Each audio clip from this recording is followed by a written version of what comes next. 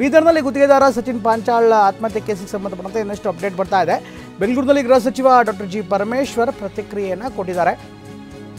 ಪ್ರಿಯಾಂಕ್ ಖರ್ಗೆ ಅವರೇ ತಮ್ಮ ಪಾತ್ರ ಇಲ್ಲ ಅಂತ ಹೇಳಿದ್ದಾರೆ. ಹೀಗಾಗಿ ಈ ಪ್ರಕರಣದಲ್ಲಿ ವಿಪಕ್ಷಗಳು ರಾಜಕೀಯ ಮಾಡ್ತಾ ಇವೆ, ತನಿಖೆ ನಡೀತಾ ಇದೆ, ವರದಿ ಏನು ಬರುತ್ತೆ ನೋಡೋಣ ಅನ್ನುವಂಥ ಮಾತನ್ನ ಈಗ ಪರಮೇಶ್ವರ್ ಹೇಳ್ತಾ ಇದ್ದಾರೆ.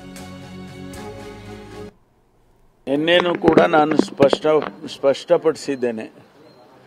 ಪ್ರಿಯಾಂಕ್ ಖರ್ಗೆ ಅವರೇ ಸ್ಪಷ್ಟಪಡಿಸಿದ್ದಾರೆ. ಇದರಲ್ಲಿ ನನ್ನ ಪಾತ್ರ ಯಾವುದೂ ಇಲ್ಲ ಅಂತ ಹೇಳಿದ್ದಾರೆ. ಈಗ ನಾವು ಕೂಡ ಅದನ್ನು ಈಗ ಏನು CODಗೆ ಆದೇಶ ಮಾಡಿದ್ದೇವೆ.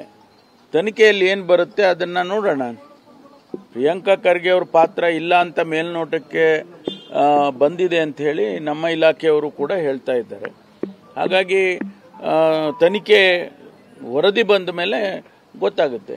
ನಿನ್ನೇನು ಕೂಡ ನಾನು ಸ್ಪಷ್ಟಪಡಿಸಿದ್ದೇನೆ.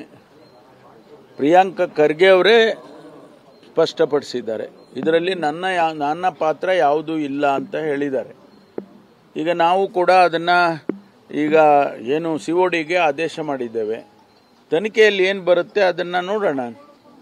ಪ್ರಿಯಾಂಕ್ ಖರ್ಗೆ ಅವ್ರ ಪಾತ್ರ ಇಲ್ಲ ಅಂತ ಮೇಲ್ನೋಟಕ್ಕೆ ಬಂದಿದೆ ಅಂತ ಹೇಳಿ ನಮ್ಮ ಇಲಾಖೆಯವರು ಕೂಡ ಹೇಳ್ತಾ ಇದ್ದಾರೆ.